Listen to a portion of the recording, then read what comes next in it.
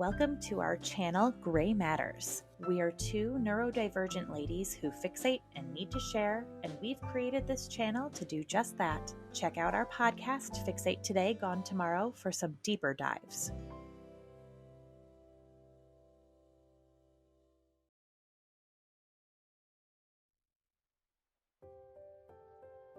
The year 2021 appears to have been a pivotal time for John Paul Miller.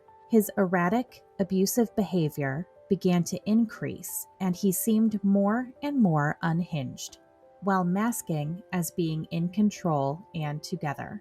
What happened in JP's world in 2021? There appears to have been three huge events, all with underlying implications, that rattled JP's world in 2021. The first is the beginning of the alleged affair between JP and Susie Skinner. Susie and her husband Chris were integral members of Solid Rock Church. Chris used a wheelchair after an accident 20 years earlier had left him paraplegic. In the weeks before his death, Chris had confronted JP and told him to leave his wife and his kids alone. In an affidavit written by JP's ex-wife, Allison calls Susie JP's, quote, paramour, and bluntly says, "It is chilling to know that the spouses of both Susie and JP are dead from tragic events." Allison said that whatever was going on in Mica and JP's marriage at this time was causing anxiety and fear in her children, as they heard their father disparaging Mica during sermons and were being told that she was horrible, but then everything would be fine the next time they visited. JP told Allison that Mica's delusions made it unsafe for their children to come to their home, and JP started seeing his kids less and less. On September 6, 2021, Chris Skinner died at a local community pool that he frequented almost daily. He went to the pool to meet someone to play chess and talk. We don't know who this person is. He fell into the pool while bound to the wheelchair. Chris was a strong, healthy man who was a good swimmer. In a clip of a surveillance video from the scene, Chris can be seen moving quickly toward the water. He is seen struggling for a few moments before the camera footage cuts away to a different timestamp.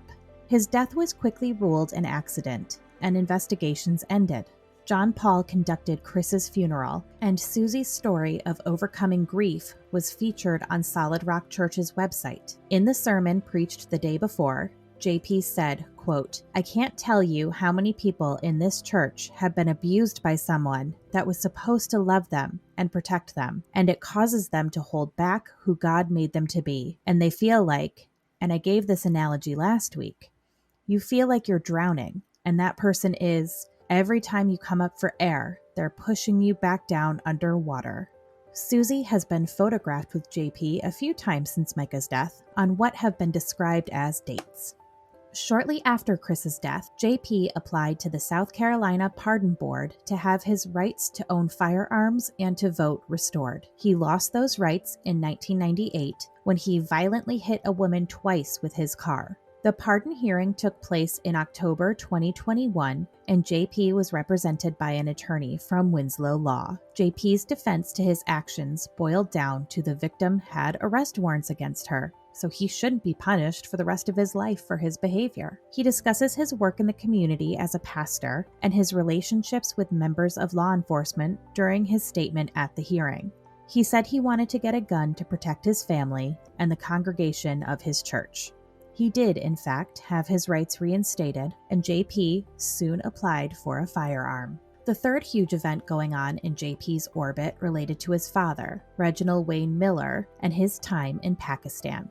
Wayne moved to Pakistan in 2020 to start a ministry in the area. By the end of 2021, Wayne had fled Pakistan after allegations of sexual abuse against minor boys and an illegal homosexual relationship with a grown man began swirling. Wayne began soliciting donations to return to Pakistan, looking for $20,000. We discussed Wayne's time in Pakistan at length in our podcast, Fixate Today, Gone Tomorrow. JP had to have been privy to this tumultuous time and had to have been hyper aware of how much his father's behavior could reflect on him and his own church, which was the main source of income for JP and Mica. Two other events that are important for us to know about in 2021 may have also impacted JP at that time. First, per the Francis family, JP took 2 mortgages out on the home he shared with Mica in 2020 and 2021. The second event is that the coercive control bill was presented in South Carolina and shelved until Mica's death prompted its reevaluation after pressure from the public. Either of these events likely didn't impact JP at the time, but are important in hindsight. These stressful events would have put undue pressure on even the most stable person. It is clear that JP's unraveling sped up during this time, making the next few years even more uneasy for everyone around him, especially Mica. What can we learn about JP in looking at this year? What can we find out about what Mica had to go through this year? Can we get any clues into the state of JP's mind today when looking back at 2021? Thanks for joining us.